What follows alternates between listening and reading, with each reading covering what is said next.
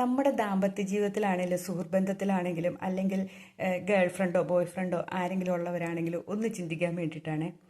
നമുക്ക് ആദ്യ കാലങ്ങളിൽ അവരെപ്പോഴും റിപ്ലൈ തരും, എല്ലാ മറുപടികൾ എന്നാ പറയണേ, എന്തെങ്കിലും കുറേ നേരം സംസാരിച്ചോ, മണിക്കൂറുകൾ ചിലപ്പോൾ സംസാരിച്ചുകൊണ്ടിരിക്കും, ഒന്നിച്ച് നടക്കാൻ പോകും, കൈ കോർത്ത് പിടിച്ച് നടന്നു എന്നിരിക്കാം, എല്ലാം ചെയ്തു എന്നിരിക്കാം. കുറച്ച് കഴിയുമ്പം ഇതെല്ലാം മാറും. കാരണം ജീവിതത്തോടടുത്ത് കഴിയുമ്പം ഇതിനെല്ലാം ഒരു കുറവ് വരും.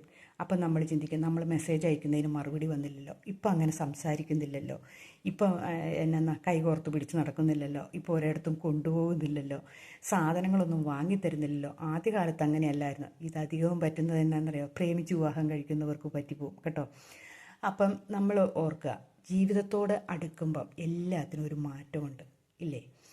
നമുക്ക് പ്രായമാവുകയും കൂടെ ചെയ്യുന്നുണ്ട്. അതിൻ്റെ കൂടെ തന്നെ നമ്മുടെ ജരാനരകളൊക്കെ നമുക്ക് ബാധിക്കാൻ തുടങ്ങുന്ന ഒരു സമയവും കൂടെയാണ്. അപ്പോൾ നമ്മളിൽ ഒത്തിരി മാറ്റങ്ങൾ, ഹോർമോണിൻ്റെയും ഒക്കെ മാറ്റങ്ങൾ വരുമ്പം എല്ലാവർക്കും തന്നെ ഒരു ചെറിയ ചെറിയ ഒരു വ്യത്യാസങ്ങൾ ജീവിതത്തിൽ വരാൻ തുടങ്ങും.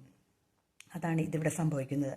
പിന്നെ സമയം, ഇന്നത്തെ കാലത്ത് ഓടിയാൽ മാത്രമേ ജീവിതം മുന്നോട്ട് കൊണ്ടുപോകാൻ സാധിക്കുള്ളൂ. അതുകൊണ്ട് ഓട്ടത്തിനിടയ്ക്ക് നമ്മൾ നോക്കാനൊന്നും കുറച്ച് മാറ്റി വയ്ക്കും. നമ്മളോട് പിണക്കം ഉണ്ടായതുകൊണ്ടോ വിരോധം ഉണ്ടായതുകൊണ്ടോ ഒന്നുമല്ല എന്ന് വിചാരിക്കുക. ഇനി ചിലരുണ്ട് നമ്മളിൽ നിന്ന് അകലാൻ ശ്രമിക്കുന്നവർ. അത് നമുക്ക് കുറേ നാളുകൾ കൊണ്ട്, അതായത് മാസങ്ങളോളം എടുക്കുമ്പോൾ നമുക്ക് മനസ്സിലാകും അവരകലാൻ വേണ്ടിയിട്ടുള്ള ശ്രമമാണെന്ന്. അപ്പോൾ പതുക്കെ ന്യൂട്രലിൽ നമ്മളും മാറിപ്പോരുക, അതാണ് വേണ്ടത്. അത് നമ്മൾ മനസ്സിലാക്കിയെടുക്കണം. അല്ലാതെ എന്നാ പറയണേ, അവർ മാത്രമേ ഉള്ളൂ, അവരില്ലാതെ എനിക്ക് വയ്യ, അവരില്ലെങ്കിൽ ഞാൻ മുന്നോട്ട് പോവില്ല, അവരെൻ്റെ മെസ്സേജ് നോക്കുന്നില്ല, അവരെന്നെ അന്വേഷിക്കുന്നില്ല, അവരെന്നെ കാണുന്നില്ല, ഇങ്ങനെയൊന്നും പറഞ്ഞുകൊണ്ടിരുന്നിട്ട് കാര്യമില്ല. നമ്മളും മാറാൻ ശ്രമിക്കുക തന്നെ വേണം, അതെത്ര നല്ല ബന്ധമാണെങ്കിലും. അപ്പം അവർക്ക് ഇല്ലാത്ത സമയം നമ്മളായിട്ട് ഉണ്ടാക്കിയെടുക്കാനൊന്നും ശ്രമിക്കേണ്ട. നമ്മളെ താല്പര്യമുള്ളവർ മാത്രമേ നമ്മൾ ഇഷ്ടപ്പെടാവുള്ളൂ.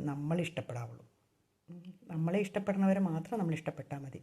അത് നമ്മുടെ മനസ്സിൽ കുറിച്ചിടുക, നമ്മളെ സ്നേഹിക്കാൻ തുടങ്ങുക. ഇങ്ങനെയൊക്കെ ബന്ധങ്ങളിൽ ചെന്ന് ചാടുന്നവരോട് എനിക്ക് പറയാനുള്ളത്, നമ്മളെ സ്നേഹിച്ചിട്ടുണ്ടെങ്കിലോ നമ്മൾ അബദ്ധത്തിലൊന്നും ചെന്ന് ചാടില്ല. നമ്മളെ സ്നേഹിച്ചിട്ടുണ്ടെങ്കിൽ നമുക്ക് രക്ഷപ്പെടാനുള്ള മാർഗവും നമുക്കറിയാം. ശരിയാണോ? ചിന്തിച്ചു നോക്കി.